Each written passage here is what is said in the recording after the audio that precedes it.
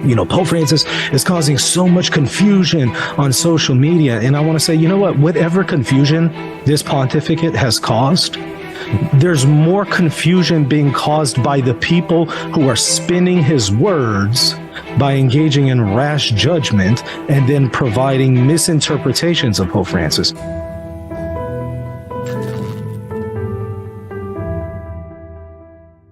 Welcome back to Mic'd Up Militants. I'm your host, David Gordon. It's civil war, you guys. The church, by all appearances, is in a state of chaos. A sense of malaise has gripped many of the faithful during the Francis pontificate, due largely to a pattern of a cynical, grifting Catholic punditry class of methodically assigning the worst possible meanings to ambiguities and lacunae and imperfections in the pontiff's speech and writing. Many also perceive menace in disciplinary changes that are being ushered in, and the watchword for hapless Vaticanistos has become resist. This all, of course, has been exacerbated by the publication of the Dubia responses to Cardinal Burke and his party, and Cardinal Duca, respectively, and by the effects that the ongoing Synod and Synodality and much of the misinformation surrounding it are having on the Church. To discuss the Synod, the Dubia answers, and the duty of filial reverence and assent that every Catholic has towards the Pope, to set the record straight, we're honored to be joined by magisterial scholar and podcaster Michael Lofton. Thank you so much for being on today, Michael. Good to see you. Good to have you on Mic'd Up. Yeah, thanks for having me. Yeah, absolutely. Our pleasure. So, first of all, let me ask, just right at the outset, do you think people have a proper understanding of the Francis pontificate, and why or why not? In my experience, I think people have a deficient understanding of Pope Francis. And one of the reasons why is there's a lot of propaganda out there about the Pope. Now, that being said, there are some legitimate concerns that people can level against this pontificate. So I don't want to undersell that. But I do want to say that there is a lot of misinformation out there, and that's unfortunately skewed people's perception of this pontificate significantly. And what I think we need to do is have a little bit more of a more balanced perspective of it. And I'd be happy to discuss details on maybe areas where people perhaps have a skewed and distorted understanding of this pontificate. No, and I'm thankful to you and people like you who have really given a sober portrayal to the ups and downs of the Francis pontificate, neither being in the bag, saying that there are no mistakes or areas of concern, and at the same time saying, stay faithful, it's okay, we can do this, we can keep this within the hermeneutic of continuity, and the sky is in fact not falling. And, as I think I alluded to in my intro, a lot of what's happening here, the phenomenon that's going on in the Church of seeing a lurking menace in every pontifical statement has been exacerbated by a presence of a punditry class on social media that really does look at, with a hermeneutic of suspicion, at all of the pontiff's statements. And we're in this new age, Michael, and I know you know because you're using it for great good, but we're in this new age of Catholic social media and social media in general. And the Vatican II actually has reacted to this new media age, and it's given both approbation and warning to media. And I just want to get your response to this this decree from Inter Mirifica, the Second Vatican Council's document on media. So I'm going to read this, and if you'd kindly give me your response and your thoughts on it, and how maybe it ties in to the Pope Francis pontificate. So, quote, "The Church recognizes that these media, if properly utilized, can be of great service to mankind, since they greatly contribute to men's entertainment and instruction as well as to the spread and support of the kingdom of God. The Church recognizes, too, that men can employ these media contrary to the plan of the Creator and to their own loss." Thoughts, Michael? Yeah, wow. Yeah, the first part is spot on, because I could totally see, for instance, someone like St. Paul, if he were alive today. I mean, obviously in sacred scripture, he's a massive evangelist. And I could totally see him today seeing the blessing of media and using social media to proclaim the gospel. I could see St. Paul on YouTube every day proclaiming the gospel of Jesus Christ. And so there's obviously a lot of utility to the situation that we have today with media. However, there's also a downside where we can abuse a good thing and then offer misinformation on social media that ends up undermining the credibility of the Catholic claims. And I think often we as Catholics are guilty of that. And what happens is we're engaging in what you referred to there earlier as this hermeneutic of suspicion and rash judgment, what the Bible calls evil suspicion. We look at what the Pope says or somebody else, and we interpret it in the worst possible way. Whereas we're actually morally obligated to interpret a person in the best possible way and to give them that judgment of charity. But we're failing to do that. And thus we end up providing a lot of misinformation and propaganda on social media that ultimately ends up harming the reputation of the church. And so I actually had somebody earlier tell me today, Pope Francis is causing so much confusion on social media. And I want to say, you know what, whatever confusion this pontificate has caused, there's more confusion being caused by the people who are spinning his words by engaging in rash judgment and then providing misinterpretations of Pope Francis. They're the ones causing 10 times more confusion on social media than this pontificate has engaged in. And so I think we need to be a little bit more responsible in our use of social media. Obviously, Canon 212 does allow us to, as laity, to publicly express some of our concerns with our shepherds while being cognizant of their office and being respectful to them. It allows us to share some of our opinions and concerns. That's perfectly within bounds, but often we're transgressing that and we're going into slander and bearing false witness. Well, I mean, I think one of the problems is that there are so many channels that are basically in lockstep with one another, and I don't think they have the narrative right. They're not using the right hermeneutic, which is, again, as Pope Benedict has said, especially in interpreting the Second Vatican Council, to not look at things with a hermeneutic of rupture, looking to see almost in a fundamentalist textual analysis to see how this could be interpreted to break with what's come before.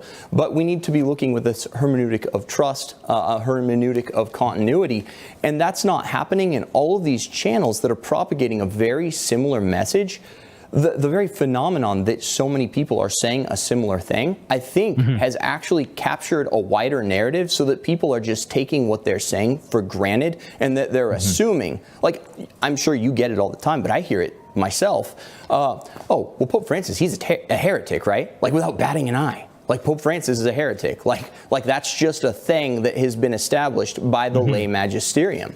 I mean, is that a problem that the voice of the, quote, lay magisterium is drowning out the voice of the real magisterium that has grace of state?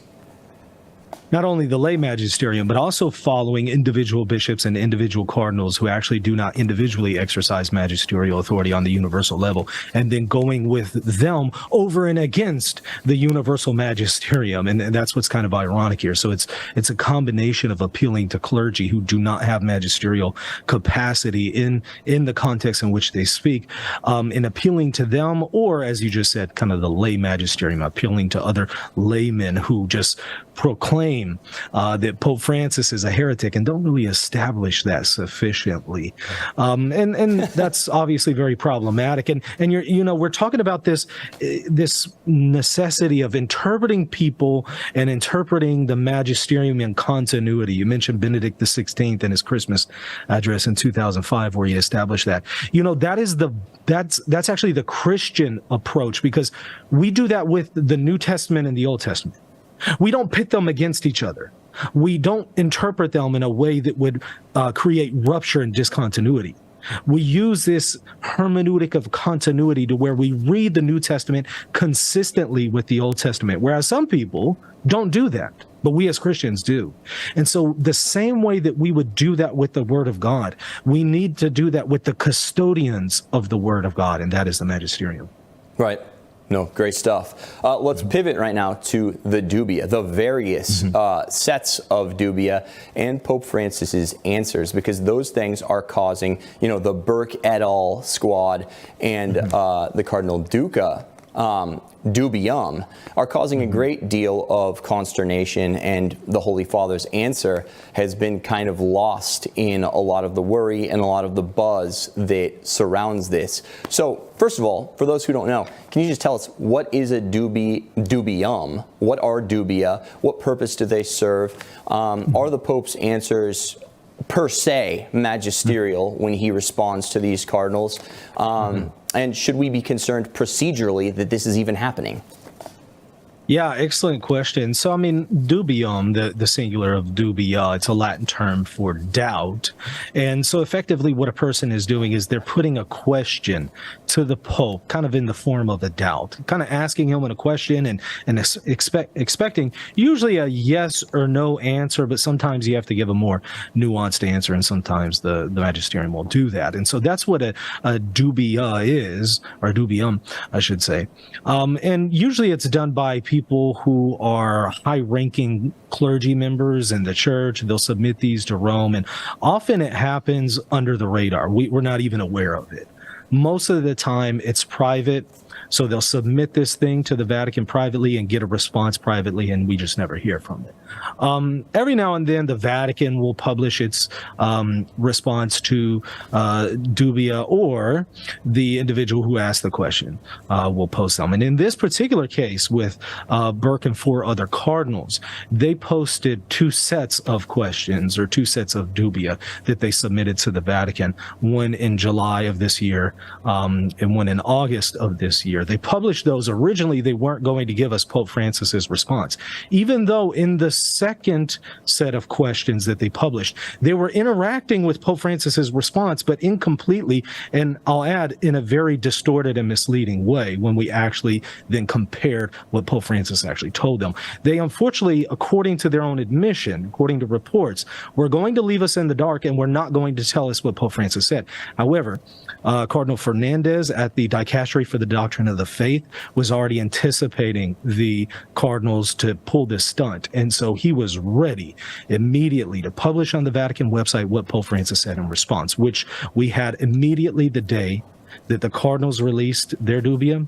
The Vatican released the response that Pope Francis gave, so that we could have a full perspective. And it's incredible to see how they portrayed Pope Francis and what Pope Francis actually said in response to them. And I'd be happy to talk more about that. Sure, absolutely. I think one thing we could do right now, just on a very simple level, what are the points of contention in these documents? Now, obviously, they're long documents, they're lengthy, they're in detail, as are the responses by Pope Francis. But what was all the hubbub about? What was all of the buzz about? What were the main issues in those documents that was causing Catholic social media to lose its mind? Yeah, there was 5 sets of questions in the July Dubia, but the biggest one that got attention in the media was Pope Francis's response to questions concerning blessing gay unions. And so he was asked about this. Now, keep in mind, in 2001, Pope Francis, in his magisterium, so not as a private person, but in his magisterium as the successor of St. Peter, authoritatively said, the church cannot bless sin because God cannot bless sin. And if you look at that response issued again by the Dicastery for the Doctrine of the Faith with papal approbation, it is just bulletproof and really seals the door and closes the door on the question of blessing same-sex unions. Now, the cardinals still ask him further about this question because there's still people who are putting that in doubt, even though Pope Francis has already said no to this in 2001. So they ask him more questions about it. And Pope Francis responds, and I'm happy to go into details with what that response is. But what we heard in the media deviated from what the Pope actually said, and it caused a massive storm. Sure. Can you give us some examples of that? How did it depart? Like, it would be great if there, and now this is impossible, it's a difficult thing, and these are large documents to unpack, but what's the side-by-side there? What was reported widely in the media, and what did the Pope actually say? I'll give you a perfect example. Two headlines that I can recall from memory. One said, Pope Francis says yes, and they put yes in quotation marks, to blessing same-sex unions. That's one headline. Another headline that everybody seemed to copy and paste from each other, both secular and Catholic media, copied and pasted the exact same headline. Pope Francis opens door to blessing gay unions. Now, in reality, what Pope Francis says in the second question, because this is where it is, it's the second question that they asked him. If you look at section E of his response to them, he makes it abundantly clear that Pope Francis is talking about a situation where a person or persons request a blessing to live a holier life, to follow God more closely. And he says, well, yes, if a person, or a person or persons who is struggling with same-sex attraction asks for a blessing to live a holier life, could we not consider such a blessing? Well, yeah, obviously you could.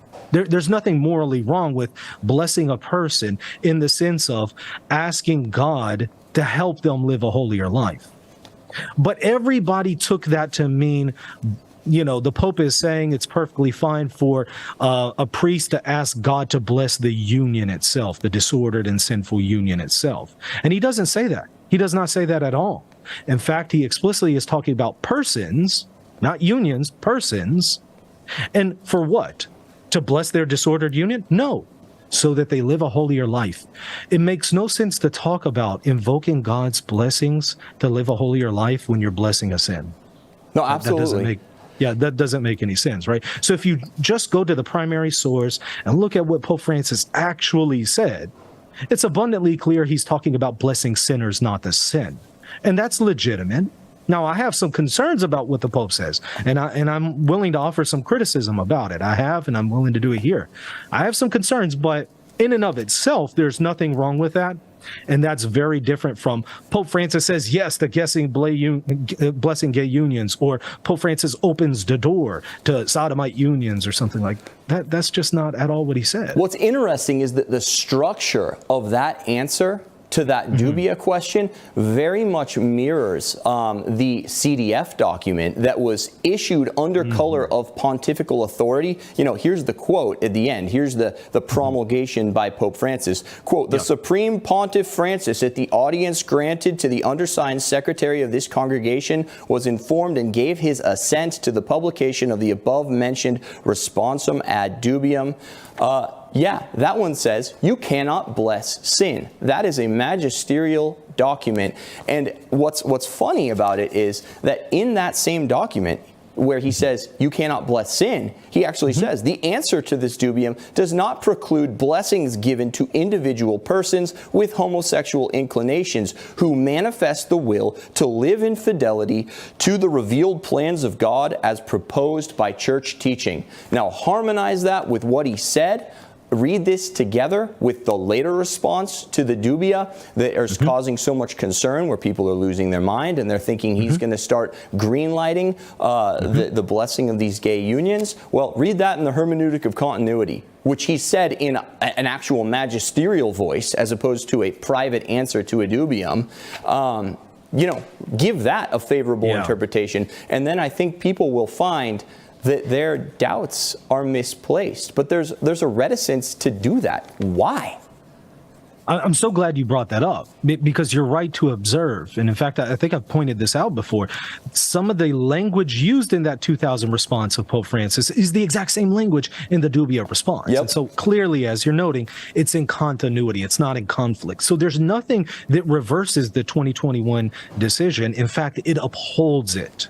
The only way you can come to this position that somehow Pope Francis is opening the door to blessing gay unions is if you read him in a way that makes absolutely no sense. You just completely take him out of context and read your own interpretation into the text, which, if we do that with scripture, we can come away with all kinds of wacky, wild interpretations. Prosperity gospel preachers. Yeah, Protestants do that all the time. Prosperity gospel preachers do that all the time. And so upon what basis can we criticize them if we're now doing the same thing with the custodians of sacred scripture? Good old eisegesis, right? And it presumes a kind of schizophrenia in the same man who was greenlighting both of these documents, or, writing the latter and greenlighting and giving his assent to and promulgating the former. You'd have to be schizophrenic to do something like this. And that's where you get in, of course, to the real conspiracy theories where it's like,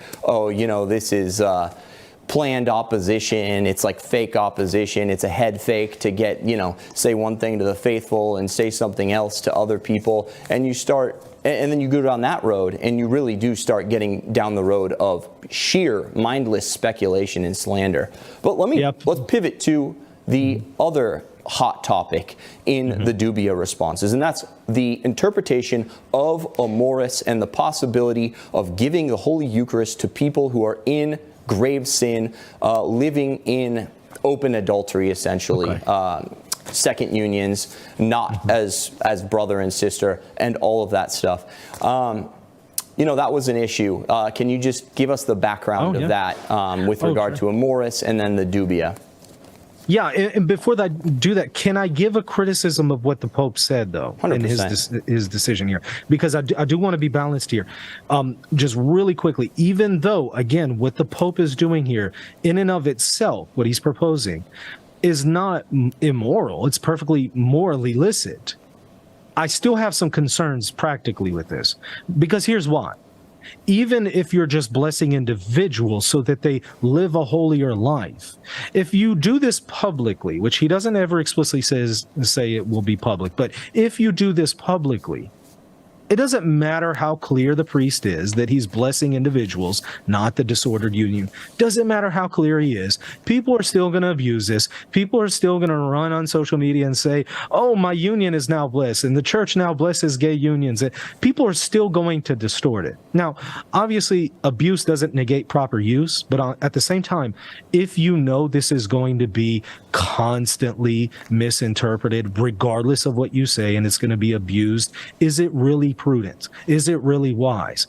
I don't think so. And this harkens back to scripture where Paul talks about, all things are lawful for the Christian. You might be able to eat meat sacrificed to idols. He says this in 1 Corinthians. Yes, you can eat meat sacrificed to idols, Paul says. But if this offends your brother who has a weaker conscience, is it really a good idea? No, it's not a good idea. Even though you have the freedom to do it, if it offends a person with a weaker conscience, don't do it. And I would likewise say that applies here. Even if in and of itself you can do what Pope Francis is proposing, if it's going to be constantly abused by bad actors and some German bishops who want to exploit this, yeah, probably not a good idea. Now, as far as the other dubia, what's interesting is literally as these two dubia are in the news, the one with the 5 cardinals, the one we've been discussing here, at the same time, Pope Francis responded to another unrelated dubia that Cardinal Duca sent to him about Amoris Laetitia. So you've heard the narrative, Pope Francis hasn't answered the Amoris Laetitia dubia in years. Well, you know what?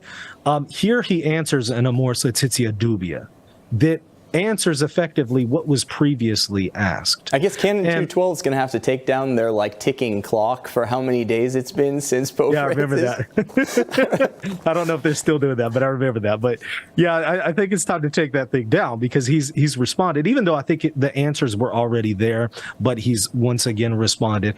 And what Pope Francis does here is he makes it abundantly explicit that a person who is in an adulterous union is to live purely in continence.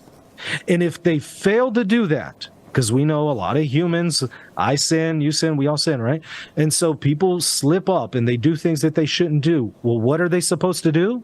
Well, Pope Francis doesn't say, well, it's okay, they just fall into sin and they can just go straight to communion. No, he says, if they fall into sin and do not live in continence, as they should, Well, if they fall into sin, they go to the sacrament of reconciliation. He explicitly says that. So that destroys the narrative that Pope Francis was ever endorsing the view that it's perfectly fine for unrepentant sinners living in mortal sin to go straight to communion without going to confession and repenting of their sins and having a firm purpose of amendment. He destroys that narrative. Now, already that narrative was wrong, and there was plenty of evidence to know that it was wrong prior to him responding to this dubia. But how much more now that he responds explicitly and says they are to be admitted to the sacrament of reconciliation. That's just good Catholic theology. If you are in a situation of adultery, you fall into the sin of adultery, you don't go to communion, you go to reconciliation. That's a very Catholic response. Now, did the people who have been slandering Pope Francis for years about Amor Laetitia, did they retract their view and publicly say, I'm sorry for breaking one of the 10 commandments and bearing false witness? No. Haven't heard a peep They just yet. continue, not a peep. Instead, some of those voices continue to double down. Well, and the people who listen to them aren't giving meaningful pushback. There's not even like, well, you said this 4 years ago, but you were wrong. Like, history has disproven you. They just go along to that's long out of sight, out of mind. They've forgotten about it, and they're going along to the next fable that's being given them to tickle their ears and to sow distrust in Holy Mother Church. I mean, that seems to be the paradigm, right? Have you seen any meaningful fact-checking or coming back from history? None, but I see every time that somebody does speak up and say something, which is rare, they're automatically slandered and labeled a Pope-splainer by the Pope blamers. They're labeled a Pope-splainer. So in other words, if you are serving the God of truth and you bear witness to the truth and you just consider the facts and go where the truth actually leads you to, that's Pope-splaining. Right. So in other words, this is gaslighting. So the few people who have spoken up, they're gaslighted, they're slandered. But you know, what else is new? That they did that to our Lord too. Let's talk about the actual substance of this dubia response for a second, because in there, what got neglected, what people didn't notice, is that Pope Francis is rightly appealing to John Paul II to say that the individual is the only one who can know whether he is in actual mortal sin. Obviously, whether you're in grave matter, and if you're in grave sin, that's an objective test. But whether you've freely consented to that grave sin, and whether you had full knowledge of the intellect, that's a different matter. So whether you're in mortal sin is something that can only be known by you based on subjective criteria. They're objective, but they're subjective because you know it has to do with your frame of mind. Pope Francis says that the individual is the only one who's in the place to know whether he's in mortal sin and can approach essentially the Eucharist. And he's citing John Paul II there. So obviously he's not contemplating that these changes with Amoris in discipline are somehow going to allow people who are in mortal sin to eat and drink judgment upon themselves, per like 1 Corinthians chapter 11 and whatnot, right? But we're not even doing him justice on the face of these documents. We're cherry picking parts to look at.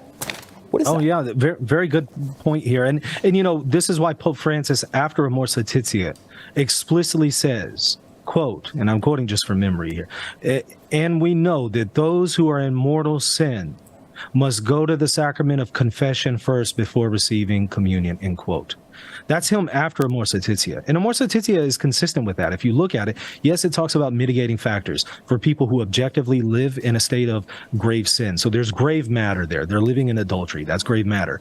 He talks about situations where they may have mitigating circumstances, which is good Catholic theology. If you have mitigating circumstances, it reduces a mortal sin to a venial sin. However, even though there's a reduction of culpability, he never says, hey, if it's just a venial sin, you don't have to go to confession. He never says that. He still tells them they need to go to reconciliation. Now, that's interesting, right? Because usually we don't tell a person, well, look, if you just have venial sin, you have to go to reconciliation first before receiving communion. But in this case, he wants to tell people, even if you have discerned some kind of mitigating circumstances that reduces this from a mortal to a venial sin, you still need to go to the sacrament of reconciliation, because still objectively speaking, this is grave matter and this is nothing to play with. So you don't want to just skip and go straight to communion. You want to go to confession first. Which is straight in accordance with the Catechism, which when it says whether you should hold back from receiving communion, it says grave sin, not mortal sin. You know, for those conscious of an unconfessed grave sin, they should not present themselves for Holy Communion. I don't know what the actual paragraph of that is, but look it up, you guys. And, you know, I think you've pointed out something before that's very shrewd. If you look at the troublesome, the quote-unquote troublesome footnote 351 in Amoris, that this whole entire like catastrophic sky is falling mentality came from, it goes in order. It says, you know, for people in certain circumstances, they can have recourse to the sacraments. And then it talks in a little bit down in the footnote about reconciliation, and then a little bit farther down about the Eucharist. So it's giving the actual order in the so-called troublesome footnote. Correct. And that's the point. So already in the Amoris Laetitia, we knew that he was saying they need to go to confession and the Eucharist in that order. But some people wanted to say, oh, this is ambiguous. Just simply saying that they have access to confession and the Eucharist doesn't necessarily mean that they have to go to both of these in that order. So, okay, well, again, I still think that if you read them in context, you would know that that's still what he's saying. He's saying it's in that order. But okay, here you go. You have a response from Pope Francis to this dubia, making it explicit that they are to be admitted to the sacrament of reconciliation. He makes that explicit. So you can't go with this wild narrative that this footnote 351, is sowing ambiguity and admitting unrepentant adulterers to Holy Communion. It wasn't fair then, especially it's not fair now that he's explicitly made known that that is not the proper interpretation. I just don't see what's so complicated about it also in view of that very traditional moral theology analysis for whether you are in a state of grace or not, whether you are in mortal sin or not, and you have grave matter and then full knowledge of the intellect and full consent of the will. People who are well aware of that fact, you know, kind of your domestic armchair theologians that are fully cognizant of that fact, they will still say that Amoris is not defensible based on traditional Catholic teaching. It's like, I don't understand. That seems like a bit of a snafu on your part there, because I've heard you defend like the traditional moral analysis before. Well, are we having selective memory with this? I honestly think what it is some people don't want to admit that they're wrong, and they've been bearing false witness for years and engaging in slander for years, engaging in sins that send people to the lake of fire, according to 1 Corinthians in the book of Revelation. Some people have pride and they don't want to admit they were wrong. They don't want to retract. And so they just continue with the false narrative. Sure. And honestly, I do think that if we had more voices speaking the truth and actually defending the correct interpretation of these documents and what the magisterium is saying, it would be easier for other people to see it. But whenever people that they admire are saying these wild things, it makes them easier for them to continue with this false narrative. It makes them less likely to say, yeah, I was wrong here and I need to go to confession. Well, hopefully the things that you've just said, and showing that, yes, the magisterium, Pope Francis, can be read. There is no irreconcilable gulf between him and John Paul II and Benedict XVI and Pius XII. You know, going back to Peter, he can be read in a hermeneutic of continuity. It seems like hopefully that has punched enough holes in the mantra, in the narrative out there, that he necessarily has to be seen as a break from his predecessors, that it's calling into people's minds questions now where their suspicion has been sowed. And that's the way you have to do this, one at a time, to kind of debunk things, because then people are like, well, I heard this. Maybe the narrator who told me this was unreliable. But let's, alas, we need to pivot to the next point. We got a lot of ground to cover. People are now worried. This is the next big blitz about the unfolding Synod on Synodality. Can we talk about, and can you, from your treasure trove of knowledge on this, give us what is a synod? What are its powers canonically? And then we'll talk about the specifics of this synod. Part of the problem here is the term synod has been used different ways historically, and so it's kind of a misnomer, which is why I'm of the opinion Pope Francis needs to update the Code of Canon Law and just call the Synod of Bishops something else. Because synods historically have been actual councils with magisterial authority, usually on a local level, but sometimes on a ecumenical level. Thus, we speak of the ecumenical synods or ecumenical councils. So synod means council, but synod could also just be a gathering, not necessarily a council, like a teaching authority council. It could just be a gathering that doesn't necessarily have any kind of teaching authority. In this particular case, in the Code of Canon Law, the Synod of Bishops, which is something that was established by Pope Paul VI, so it's certainly not something that is apostolic in nature. It's pretty relatively new in church history. The Synod of Bishops is not a council. It's not what we would consider historically as a synod. It's a misnomer. It's a gathering of usually bishops that will come together and offer advice to the Pope. It's an advisory body. Now, traditionally, councils were not advisory bodies. Synods weren't advisory bodies. They had actual teaching authority. This, on the other hand, has zero teaching authority per the Code of Canon Law, has no power in the church. It's just an advisory body to the Pope. In the same way that you might ask people for advice, and you might call up a few people and ask them for advice on a matter of theology, that's all the Pope is doing here. And usually after receiving some advice, he'll take the good, discard the bad, and then he'll come out with a magisterial document, a papal magisterial document, and he'll teach something authoritatively after having heard some good input kind of from both sides. Well, take the good, Michael, discard the bad. That doesn't sound so menacing. That doesn't sound so threatening. You know, I thought I learned it in church history, that was a traditional role for the College of Cardinals, because the world is big and the church is universal. It's spread throughout the world, and the Pope is one guy.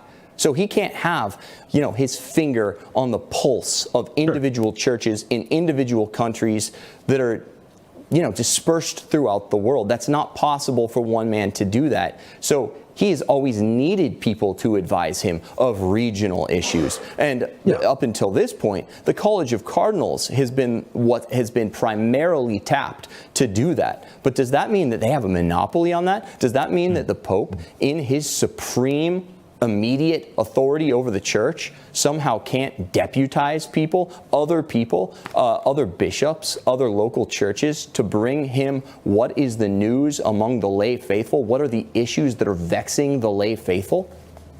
I mean, the Pope can ask whoever he wants for their opinion. He can even ask a non-Christian for their opinion. It doesn't mean that he has to go with their opinion, but he can ask anybody that he wants to give him advice. They don't even have to be bishops. They don't even have to be Christians. I think that they should be bishops. I think they should be Christians. You might want to hear what some people have to say outside of those bounds, but generally I would want to hear from bishops, in my opinion. But that's just me.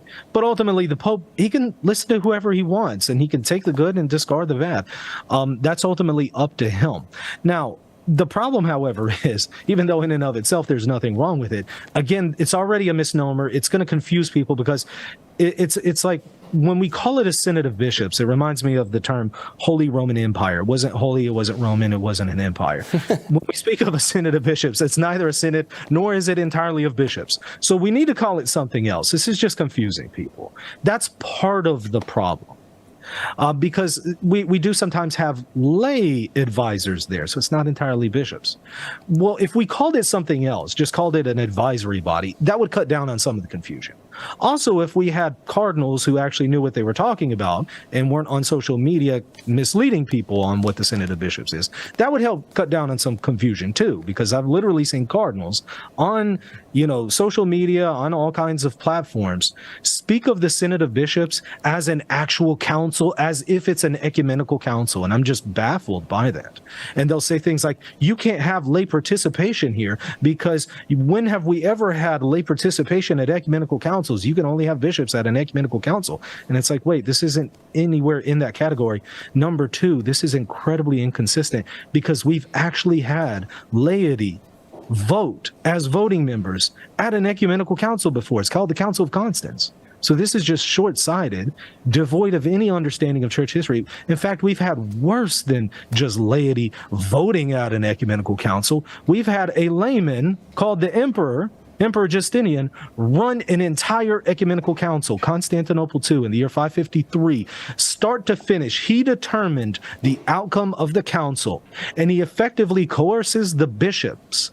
You accept this decision, preordained decision. You accept this, or effectively I'm going to get rid of you, and I'll just put some other bishop in office who will agree with me.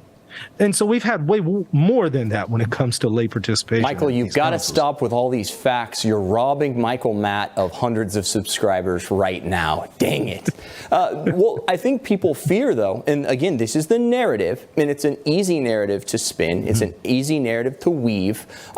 It's sexy. It's going to draw eyeballs. That this is the so-called democratization of the church. And we do have all these squeaky wheel groups. The dissenting, like lesbian feminists who will not just shut up until we have female ordained women. And then we have the gay lobby out there who will not just shut up and go away and put their cards on the table and be like, I want you to say that sodomy is not a sin. We have them there, and they do seem to be loud voices, but those voices might get stifled at the end by the heavy hand of the Pope being like, look, this is church teaching. We've heard you.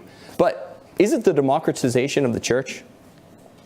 No, it isn't, because it's actually changing nothing when it comes to the governing constitution, the constitution of the church and its governing authority. It changes none of that, because Pope Francis has already made clear per Lumen Gentium, and this is in his response to Cardinal Burke and the other cardinals, that it is the Pope and the College of Bishops that govern the church. So he's already made clear the Synod of Bishops has no governing authority. He's even confirmed that in the Code of Canon Law whenever he recently updated it in revised Canon 343.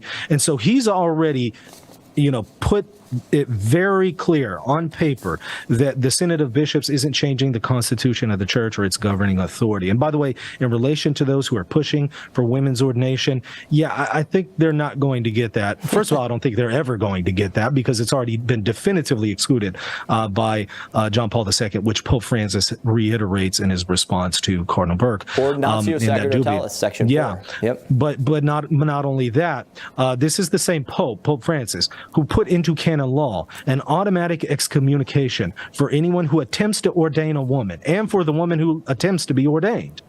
He's the same Pope who put that into canon law. They're automatically excommunicated. I doubt very seriously that Pope is going to now say, green light to women's ordination.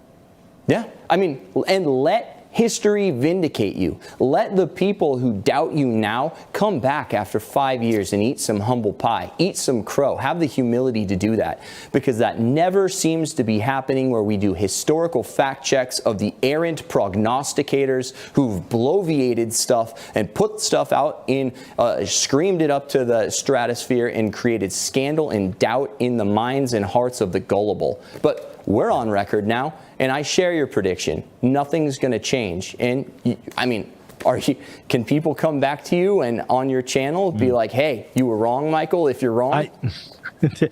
Absolutely. And I have already publicly apologized for misrepresenting Pope Francis on the Pachamama issue. I've publicly done that. So yes, if I'm wrong on something, I will admit that publicly. And yet here we are, years later, and we're still hearing about this fake Pachamama hoax that has already been disproven. People are still promoting this as if the Pope worshipped Pachamama and a pagan idol. We still hear these lies being promoted to this day. People aren't willing to just say, I'm sorry, I was wrong, and I just went to confession. I apologize for slandering the Pope. It's not that hard. Unfortunately, I don't think that we're going to get that from the majority of people who have been promoting lies. Sure. Well, unless you have anything else to say, do you want to touch on any other aspects of the unfolding synod, or can we pivot here? That's fine. Let's pivot. Okay. Let's talk about the pontificate of Pope Francis, because it has been, I think, trying for a lot of people's faith. And it has, in a lot of ways, been a good spiritual exercise for people who, we had the benefit of two popes during my lifetime who were very clear about things. We had a philosopher and a theologian who made their points very clearly, and there was no doubt that they were moving kind of the bounds of permissibility within the church with regard to certain disciplines. They were kind of keeping us in a holding pattern. Pope Francis, however, he's not a seasoned theologian, and he does speak off the cuff. And I would say the Pope Francis doctrine, if I may, is to extend the bounds of mercy to the extent possible without transgressing actual doctrine. So insofar as it's possible to extend mercy without transgressing doctrine, I believe Pope Francis will do it, and that is actually the defining doctrine of his papacy. But, I mean, what are the protocol? What are the boundaries that the laity have to respect with regard to interpreting the magisterium? And I think that's especially pertinent. Your answer will be in regard to Pope Francis's pontificate. Yeah, you have to always give a person the most favorable interpretation unless it's morally certain that you can no longer do so. And that's often something that we fail to do, especially when it comes to the Holy Father. We owe that to him more than anyone else because he is the Holy Father. So we have to really ultimately give everyone the judgment of charity, interpret them in the most charitable way possible. You have that obligation with every individual. Much more do you have that with the Pope. And so if we use that as a guiding principle and you look for ways to harmonize what the person says with the past rather than ways to look for rupture, then you're on the right track. And believe it or not, that's going to go a really long way. Also, just going straight to the primary sources, not relying entirely on secondary sources and what somebody said the Pope said, actually going to what the Pope said. That's going to create, that's going to cut down on a lot of the confusion. And, as far as what you said there about Pope Francis and pushing the boundary of mercy as long as it's consistent with doctrine, I think that's a very accurate observation of this pontificate. I certainly think that's his intention. Now, whether or not he executes that effectively is a different question. I believe the intention of his heart is to do as you just said, not transgress the doctrines, not change the deposit of faith, which he cannot do anyway. Not go against those things, but how far can we go to help sinners encounter Christ, which is a good thing, right? I mean, I want the church to embrace sinners and help them come to the sacrament of reconciliation so that they can turn away from sin and live a holy life. I'm all on board with that. So the intentions that he has, they're spot on. Does he effectively execute that in the best possible way? I don't know about that. Maybe in some cases, I think he could do better. So where I think his heart is in the right place, the way in which he governs the church and the way in which he attempts to bring this about, maybe that could use some help. Yeah, communicativeness. A lot of the tensions of this pontificate could have just been handled from the very outset if he'd been like, guys, you know what? I'm a faithful son of the church, which he has said before. I'm a loyal son of the church, channeling that Vatican II language, by the way. But if he was like, I'm a loyal son of the church, I'm about to extend as much mercy as is possible, but I will not change doctrine. Let that be the pole star of this pontificate. Yeah. A lot of the misreading of what he has said, I think, would have been avoided. And there has been a vacuum, it seems like, and this is my filial critique, of statements reassuring the people who are working in the vineyard and who have not fallen away and wandered away into, manifest public sin. If he had just spoken to us more instead of always being so quick to write a letter to James Martin or, the wolves in sheep's clothing, I think the optics of that would go a very, very long way. I wholeheartedly agree. A lack of communication in some instances and then poor communication in others. Look, just because somebody is a good, maybe even holy person, doesn't necessarily mean that they're the most fitting person to govern the church. I mean, that's the frank reality. Some good people might not be fit to govern the church in some capacity and in some offices. However, God in his providence allows some people to fill those positions, even if they're probably not the best person for the job. He still allows it, and we still have to respect them. And that also doesn't give us license to lie about them and interpret them in the worst possible way. Perfect segue. However, perfect segue there, because you've done some research that I think is absolutely like fire flames when it comes to, what is it, Constantinople 4, and some of the strong statements there that I think have seriously good, timely import to today, and to the narrative that's been spun today, and to Catholic social media today. So has the Church spoken, Michael, about how we're to respect a pope? Can we call him into doubt? Can we call his teachings into doubt? What has the Church taught about that? What has the Church taught about the ramifications of questioning and attacking the first see? Yeah.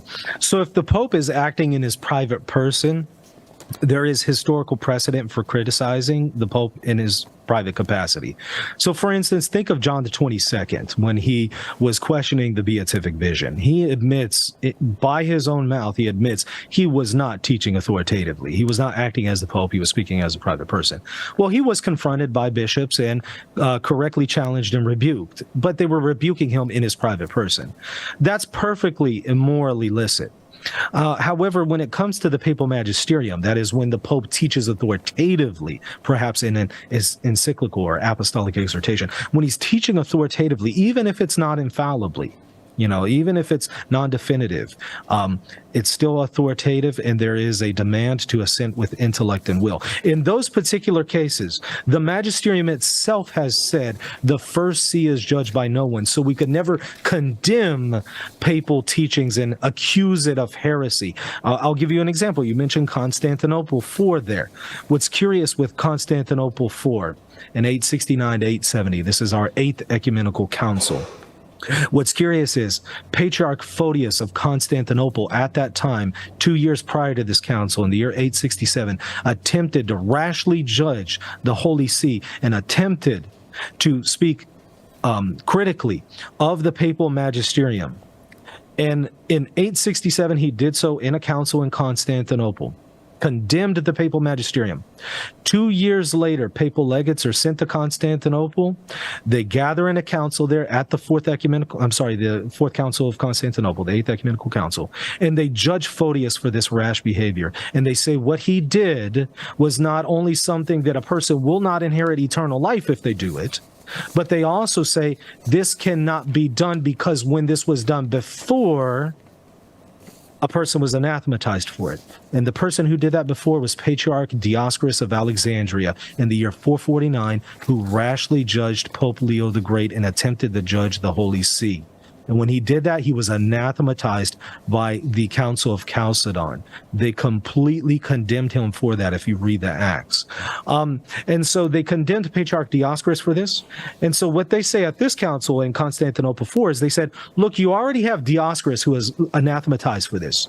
We're also anathematizing Photius for doing this. And they put into canon law, the 21st canon of the Council of Constantinople 4, they put in there that the first see cannot be rashly judged by anyone. Nobody can judge the first see, that is the papal magisterium. Michael, can I read that? I have this quote here, actually, from the document. Quote, whoever shows such great arrogance and audacity after the manner of Photius and Dioscorus, and makes false accusations in writing or speech against the see of Peter, the chief of the apostles, let him receive a punishment equal to theirs. Yeah, bam. Which was anathema, right? But not only that, but some might say, okay, well, look, we're not going to rashly judge the Holy See. We're going to, very wisely and fairly judge the Holy See. Maybe that's allowed, right? Well, actually, no, because if you look at the Acts of the Council, what they meant by rashly judging the Holy See is judging it at all. If you attempt to judge the Holy See, period, it's already rash. And they make that clear when they state the only way that a pope can be judged is by a successor pope.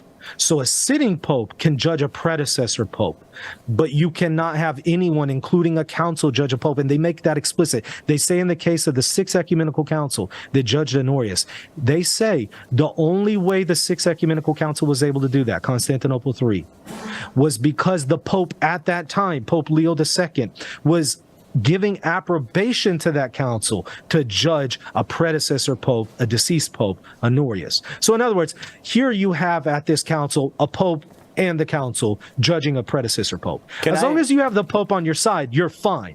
But if you're a council or you're a bishop or you're a patriarch and you don't have the pope judging a predecessor pope, you can't judge the papal magisterium. Yeah, I want a white knight ride in on my noble steed here and give the quote for that too.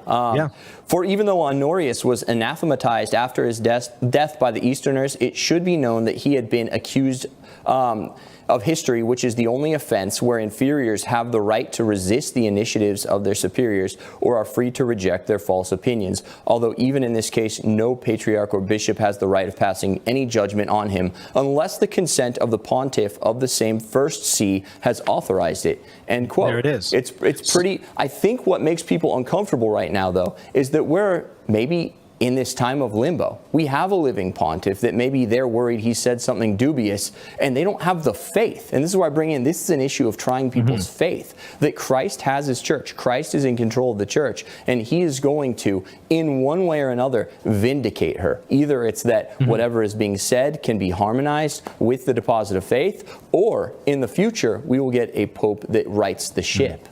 Yeah, and I like that you read the quote there. It notes that the only way in which a pope can be judged is for heresy, but it has to be a sitting pope judging a predecessor pope for heresy. That's why historically the canon that we currently even have in the Code of Canon Law, Canon 1404, that the first see is judged by no one. That canon historically, going back as far as Pope Gelasius, that canon has always had a clause in it that said the first see is judged by no one except in the case of heresy, or except when he deviates from the faith. But here the council makes it clear, but when he deviates from the faith, it can only be a sitting pope who judges. Not you, not me, not a patriarch, not a council, not a cardinal, not a bishop. God forbid, not a podcaster. Not a podcaster, not a YouTuber, none of that. It can only be a sitting pope. Wait, but what if the YouTuber has no theology degree and has a psychology or philosophy degree? Would that matter? It's even worse. But even here, by the way, they're talking about a pope as a material heretic outside of his teaching authority. They don't believe that the Pope could teach heresy in his magisterium. Even the Sixth Ecumenical Council did not believe that. They actually affirmed papal infallibility. So what they were saying is that if a Pope is a heretic, that is a material heretic in his private person, he could be judged, but only by a sitting Pope. So even then, they're not talking about a situation where we're condemning an encyclical or an apostolic exhortation for heresy. And sadly, there are bishops out there who signed not long ago publicly a document accusing the papal magisterium of teaching heresy. That is anathematized by the Eighth Ecumenical Council, and nobody bats an eye, and people are still following these bishops as if they're traditional, and yet they're violating the Eighth Ecumenical Council. Nothing traditional about dissent. Let me ask, we're out of time, Michael. As you know, we're up against the clock. Time has flown by. What do you have to say to people who might have fallen into some of these bear traps, who have kind of lost hope, who have lost their filial moral radar in terms of being a part of the flock and listening to their shepherds? How would you address them? What would you say to them? I've been there. I've had to go through this myself. I've been down that road. What I did is I went to confession, number one. So I'd recommend go to confession, confess this, take this to the Lord. He will forgive you. He will be merciful. That's the good news. God is forgiving. He will forgive you. But go to confession. Stop doing this. Don't continue to perpetuate the falsehood. And now actually go on social media and spread the truth. In the same way that you just with passion spoke evil of the Pope and spread misinformation, go out with a passion and speak the truth after having gone to confession. Start to use the hermeneutic of continuity in the judgment of charity whenever you see more reports of what the Pope says, and also go straight to the source. Read what the Pope actually says. The vast majority of times that's really going to solve the issue. Yeah. No, absolutely. Wise words. And I would just tack on to that, if I might. It's a matter of faith. This is not like reading a secular document. It's not like judging a secular government. This is the government that was given to us by Christ himself. These are the successors of Peter. They have the grace of state. Have faith, even when things look bleak, that Christ loves his bride and he is going to be there for her, and he will not let her fall into the darkness of error. that said, you guys, that's all the time we have. Thank you so much for being on with us, Michael. Guys, please do keep supporting us with your eyeballs. And if you have the means with your wallets, what we do here is very involved, and it takes a lot of resources, and we're most appreciative for any help that you can give us here at Church Militant. Until next week, signing off, this is David Gordon. Peace.